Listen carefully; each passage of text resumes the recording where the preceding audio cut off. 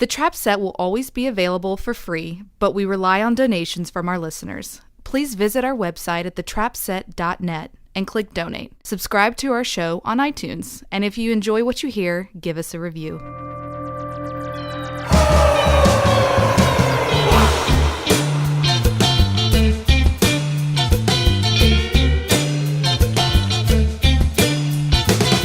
This is Joe Wong.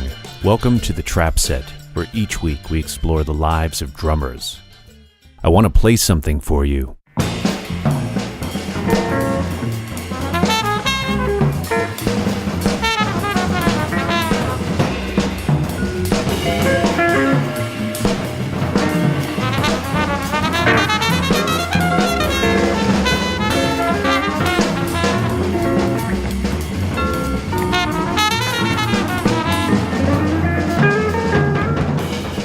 You're hearing Fever Dream by Wah, featuring my guest, Gregg Keplinger on drums. The son of a broadcaster, Keplinger grew up in Seattle. He developed a fiery yet sensitive approach to drumming that has served him throughout his genre-spanning career. Aside from his work as a drummer, Gregg has a second career as an instrument designer, handcrafting tonally unique snare drums and experimental percussion instruments from steel, brass, and copper. In addition, Gregg has served as a mentor to several drummers in the Seattle area, including upcoming guests Matt Cameron, William Goldsmith, Cody Willis, and Davey Brzezowski. I spoke to Gregg at his home and studio during a recent trip to Seattle.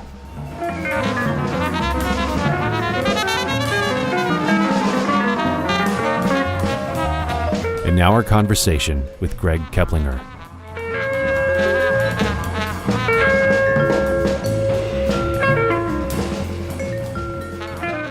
I remember as a little kid being attracted to the tuba and something about the sound, and always being attracted to drums, but not like I want to be a drummer until I was 13 or so when I figured out I wanted to at least look into drums, you know.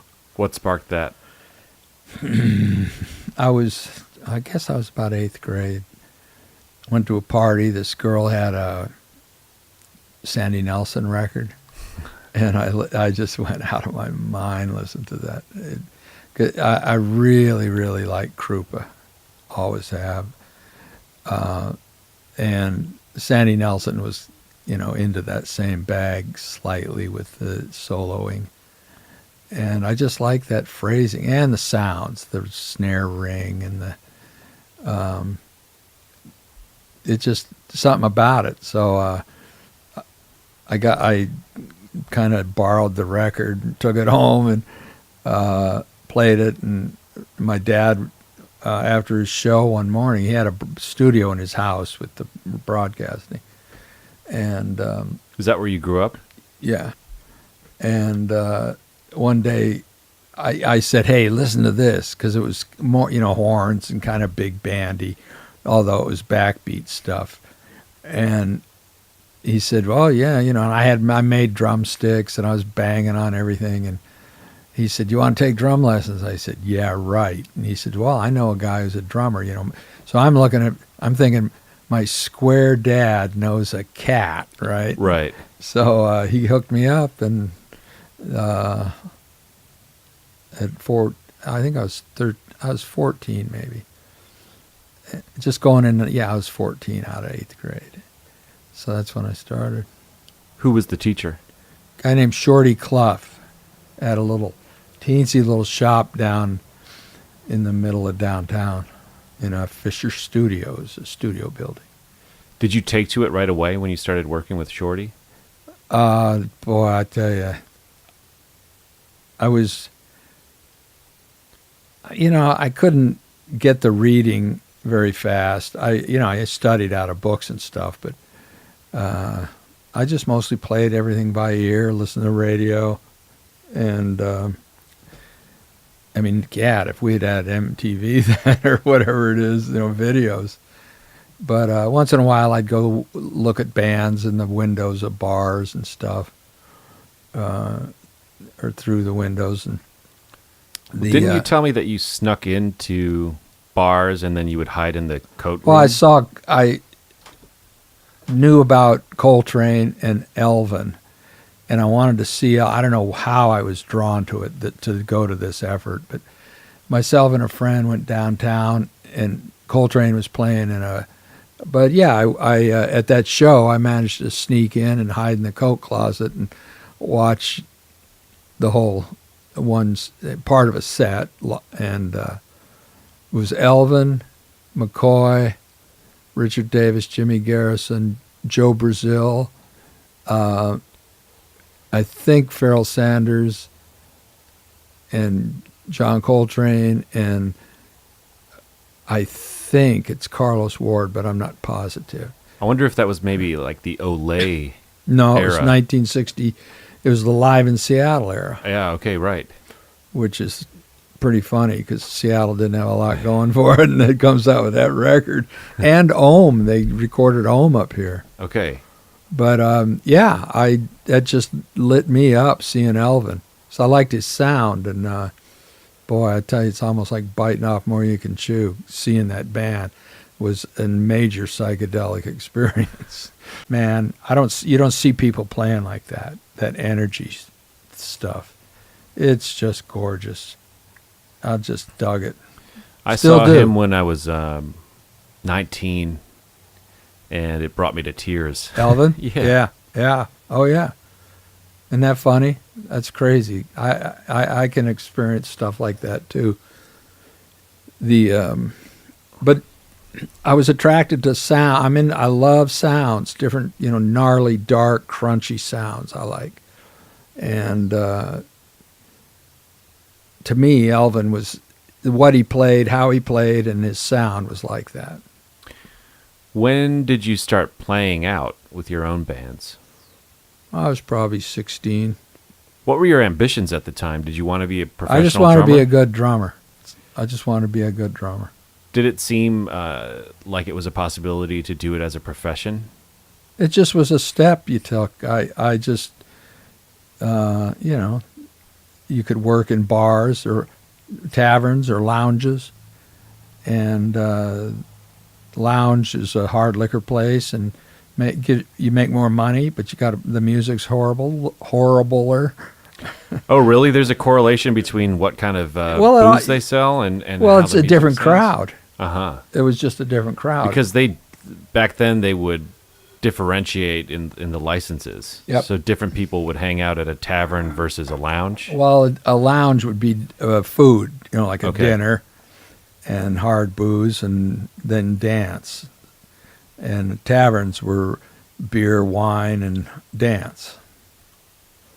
And dancing, what a novelty anymore, eh? Did you get into building at a young age too? No, I'm still not. No, I just never took to shop, working in metal. I never had metal shop, but wood shop I did for a minute and in school. But no, I never even thought like that. I still don't think I feel like a tinkerer. I just mess around with stuff and come up with sounds. Versus what? Versus an instrument maker. Uh-huh. Who would you consider to be an instrument maker? Oh, boy. Tons of guys. Pete Engelhart was a huge influence. There's guys I see on the internet that make beautiful stuff, and it sounds cool. Those cymbal makers. Yeah. That English guy, what's his name? There's a number of them that are just like mind-boggling.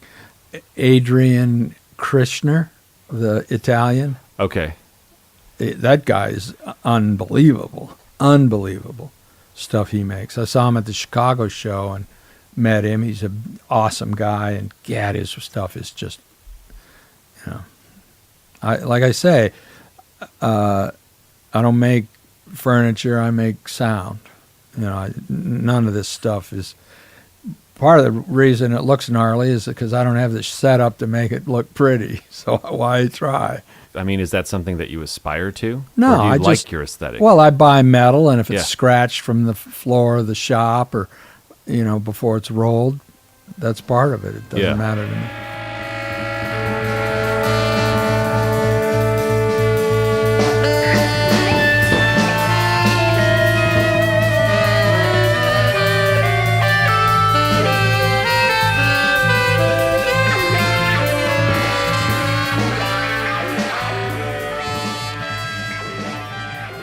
When you finished up school, what was your next step?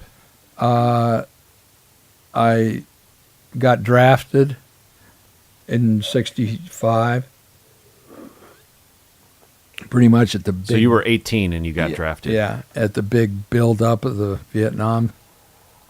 So, like a genius, I enlisted into the Marines because my brother had just gone in a month or so before that, and he was in the Marines. So I figured I'll be just behind him, and maybe we both can get shot together.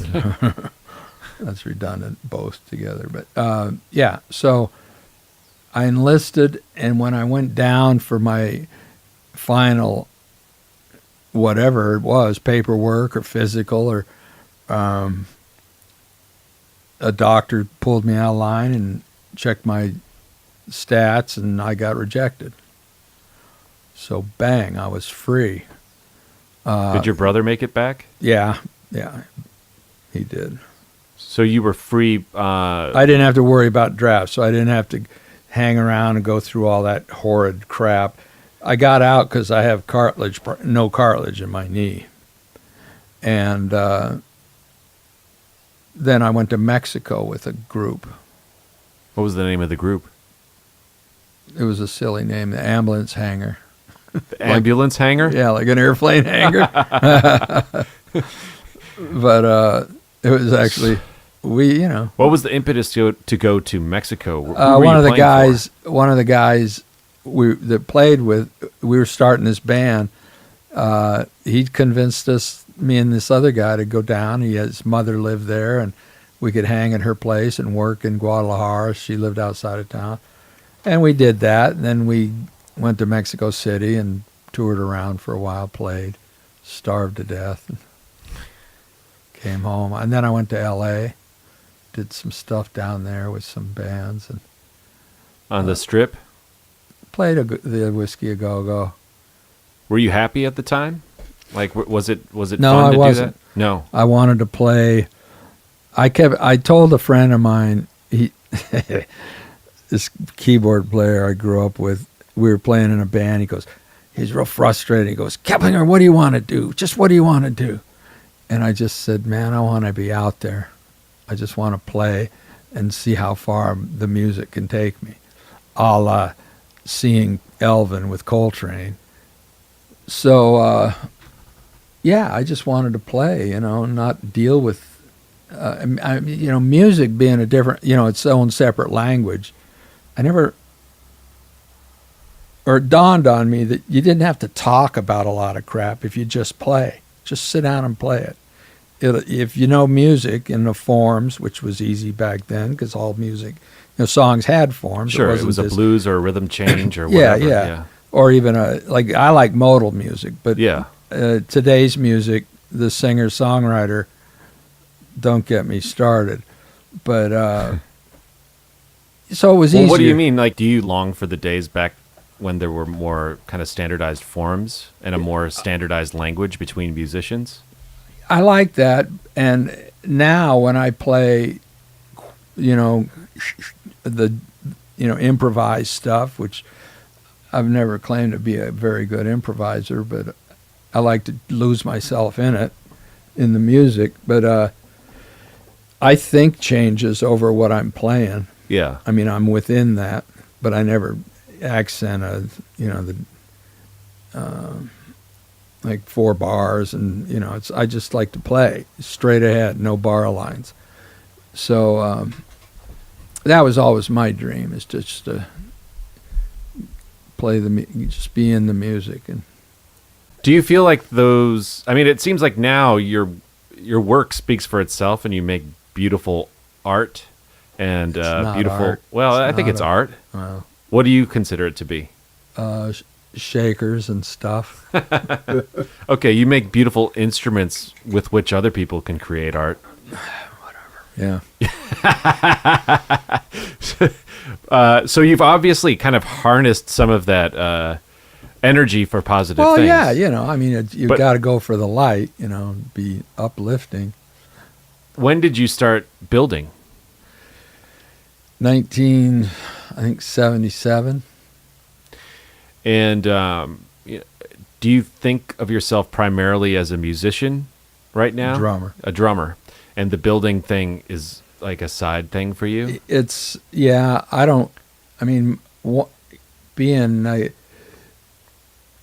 Hooking up with the right music's hard, and I could see myself being going on a I-5 tour or a little longer, or playing every night. But I don't get calls for that anymore. I don't schmooze. I don't go out and hang out with cats too often. Most of the people I do hang out with are younger musicians, and the old guys I don't hang with anymore. When did that change happen? Like, when did the rock guys become aware of your work, and when do you feel like your reputation as a builder or maker of instruments kind of started to... When I hooked up with Matt. With Matt Yeah, Cameron. Yeah. Just being affiliated with that, I never used that. How did you meet Matt? I worked in a drum store. He came in one time and asked if I'd help him in the studio setting up stuff for a record and, blah, blah, blah. So we made it, that was the super unknown. And there was a crap load of gear in the studio, and he'd get an idea for something, and I'd go rummage something, piece of steel, Yeah. for a sound. And then fast forward, Jason McGurr from Death Cab for Cutie was playing. I don't remember the name of the band off the top of my head, but he always wanted little things to click on the drums, smack, little things. So I started making little teensy things to put on, like this stuff, or and so I basically started making stuff. He'd asked me to come up with this, the idea of that. And then I started getting bigger and bigger with the pieces and more, I mean, a shaker's a shaker. It's just how you use, the application is different. So it's up to the drummer.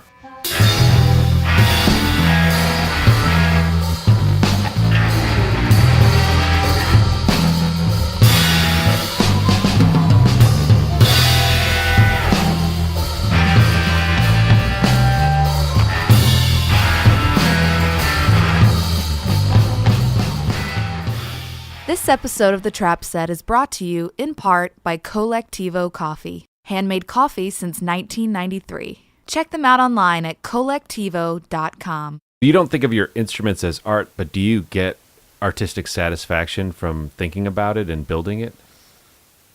Or any kind of creative satisfaction in the same... Yeah, a little, I guess. It's not like playing music. It's not the same at all. No.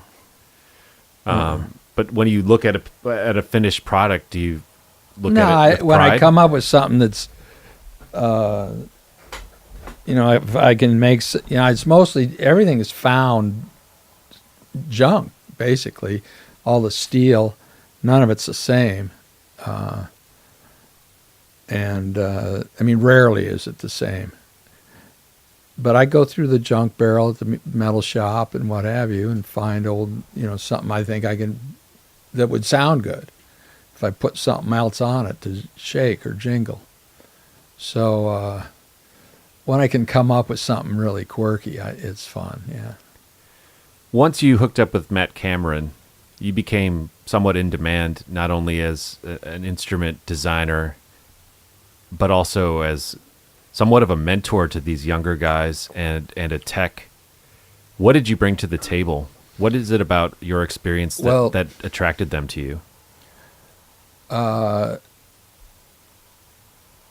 Partly because I worked with Matt, Yeah. Nothing about me, but people say, "Oh, this guy, Matt uses him," but I'm not, I'm a player more than a tech, and it's feel for me how I tune. Well, Matt must for trust him. your ears, he must have felt that you elevated his sound. Well, if I'd he hope wanted so, to keep but you around. I was a watchful eye over when it would start going south. I could fix things, or in the language, you could talk the language, and he and I had a similar. We occupied a similar space that way, I think. But other bands. I talked to William Goldsmith yesterday, and he thinks of you as almost like a second father figure to him. That's awesome. How would you characterize that relationship? I like to really take care of him, because that guy he's so intense when he's playing. So is everybody, these guys. On that level, you're playing in front of thousands of people. But William, he'd really kind of elevate, like what do you call it, out of body, and I could tell that he... Did you connect with that music too? Oh, I love Sunny Day. Are you kidding? That's a great, great band. Great band. They should have been way bigger than they were, I'm telling you. But I saw that he just needed somebody to, look out, get his back, make sure he was okay with the space he was in, because he was looking forward and not around him in a sense. So I don't know. I just tried to make him aware of, he had trouble with his hands and arms and stuff, and that guy, he's worked through. Mm-hmm. He had trouble with his body, and well, he also mentioned that he had pretty crippling stage fright too. Yeah. Oh, I wasn't that aware of that. It never seemed to show itself when I was with him. Did you ever get married or have kids? No. Did you ever want to? Once, maybe. No, I don't know about kids. But, I just, it just... Are you kind of a solitary person? I'm pretty, shut the door. I'll be in here all day working. Or more than all day. Do you get lonely? I don't think I do. I don't. I used to when I was younger, but it's... I read a book once that described loneliness as the space between where we are spiritually and where we want to be spiritually. Be with God. And we're in our human element, and we're not there. So there's this space that we can't get to because we're alive. So, your soul wants to get back to home. And so some people can get closer to that by being around other people? Yeah, but I learned that if you can spot that, if you can see that, you can use your time. I'm not a holy guy or nothing, but, it's like you can use your time as a prayer in a sense. But it did something to me. It opened up a door that I saw that, that's how I feel. I want to be all of this on my human level, but I also want to be spiritual. So, how would you characterize your sense of spirituality?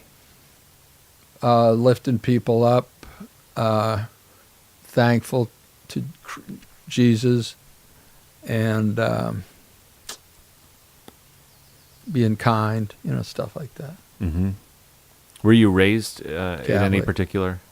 Uh-huh. So you're kind of a lapsed Catholic. No, I'm not lapsed. What do you say? You go to church still? Yeah, I still do. Well, you said you weren't a holy guy. Well, so what? I'm a Christian Catholic. Okay. Do you go every week? Mm-hmm. You won't be lonely forever then. Well, I just, I don't know why. I I didn't master it, but I pretty got a good handle on not being lonely.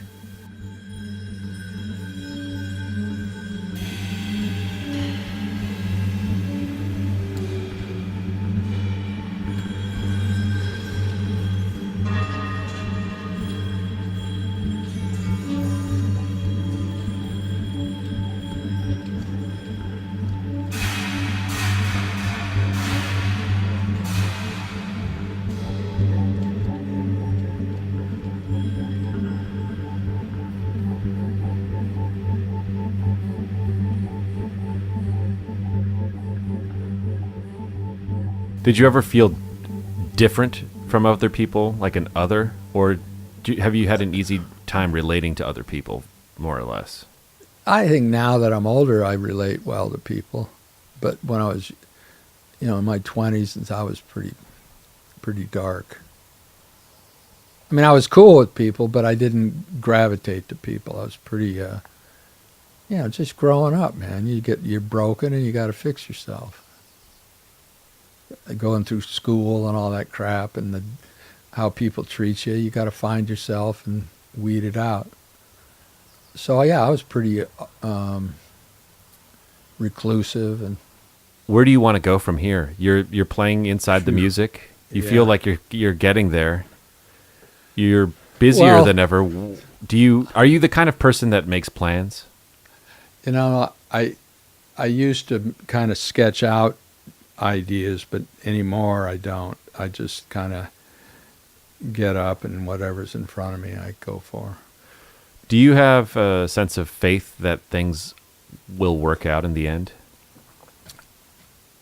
I think what I'm doing, it's working out, Yeah. I mean, I can pay my rent and I can hang out, and I should have a sale. Well, I got all this crap in here, but I don't have a big desire for anything, I'd like to be in a band, a steady band. That's, now anymore. Are there guys in particular that you would want to play with? Yeah, there are tons of them, but it's just getting them. How do you get guys to not commit to 5 other bands projects, But do you think that you have an innate ability to kind of pick up on someone's vibe pretty quick?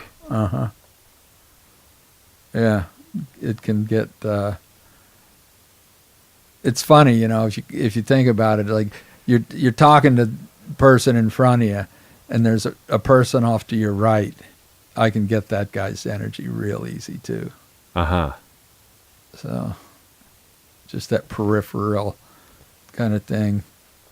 So yeah, it's picking up. I think if you're energy. sensitive in that way, it could make life painful because you're picking up on people's struggles too. Yeah, but you gotta.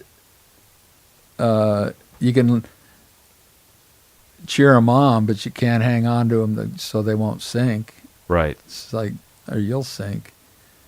Try to be uplifting, but don't try to pull them out of the water. Yeah.